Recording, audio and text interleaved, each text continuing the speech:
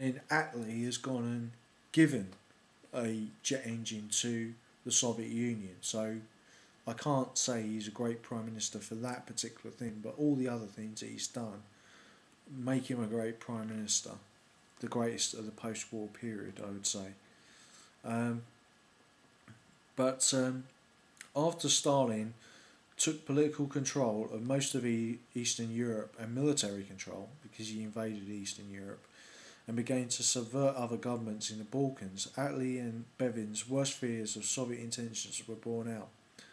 Atlee's government had become instrumental in the creation of the successful NATO defence alliance to protect Western Europe against any Soviet aggression. In a crucial contribution to economic stability of the post-war Europe, Attlee's cabinet was instrumental in providing the American Marshall Plan for the economic recovery of Europe. A group of left-wing Labour MPs organised under the banner of Keep Left urged the government to steer a middle way between the two emerging superpowers and advocated the creation of a third force of European powers to stand between the USA and USSR. However, the deteriorating relations between Britain and the USSR and Britain's economic reliance on America, the United States, steered policy towards the United States. Fear of Soviet and American intentions led in January 1947 to a secret meeting of senior cabinet ministers where it was decided to press ahead with the development of Britain's independent nuclear deterrent, an issue which later caused a split in the Labour Party, although the successful test did not occur until 1952 after Atlee had left office. In 1950, American President Harry S. Truman said that atomic weapons might be used in the Korean War. Atlee became concerned with the power that America possessed and therefore called a meeting of some foreign ministers in order to discuss the issue that had evolved. Decolonisation. Attlee's government was responsible for the first significant decolonisation of part of the British Empire, India.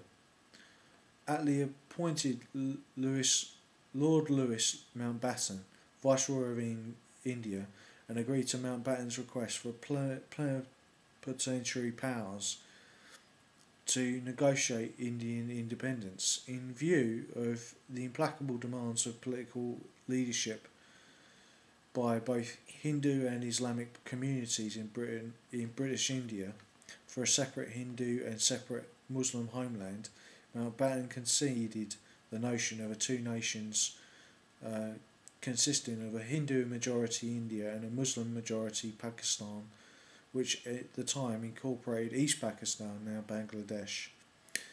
The drawing of borders was accompanied by the cost of large-scale population movements and heavy communal bloodshed by both sides.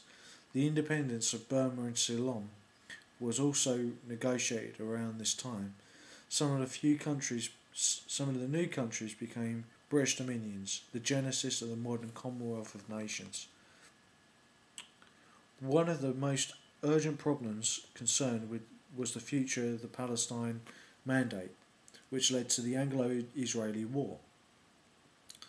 British policies were perceived by the Zionist movement and the Truman administration as pro-Arab and anti-Jewish or anti-Zionist, and in the face of armed revolt by Jewish terrorist groups and the incessant increasing violence by local Arab populations and Arab terrorist groups, Britain found itself unable to control events. This was a very unpopular commitment, and the evacuation of British troops and subsequent handing over of the issue to the UN was supported by the public, according to Wikipedia. But Israel was very unpopular in itself because of the King David bombing, which was carried out by Ariel Sharon and the Haganah, and many Jews were threatened with being deported back to Germany from Israel by the British authorities in Palestine.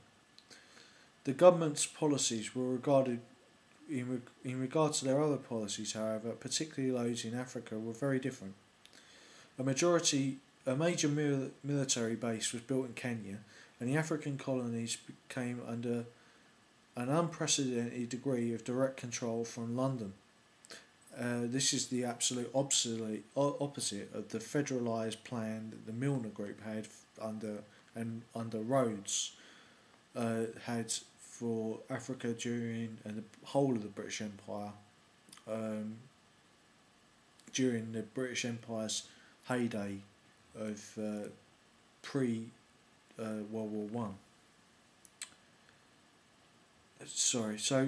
From direct control from London, as development schemes were implemented with a view to helping solve Britain's desperate post-war balance of payments crisis and raising African living standards. This new colonialism was, however, generally a failure, in some cases some of them infamous. The Tanganyika groundnut scheme, but spectacularly so. Demise of Attlee's government. The Labour Party was returned to power in the general election 1950 with the much reduced parliamentary majority under the first past the post system, despite an increase in the popular vote.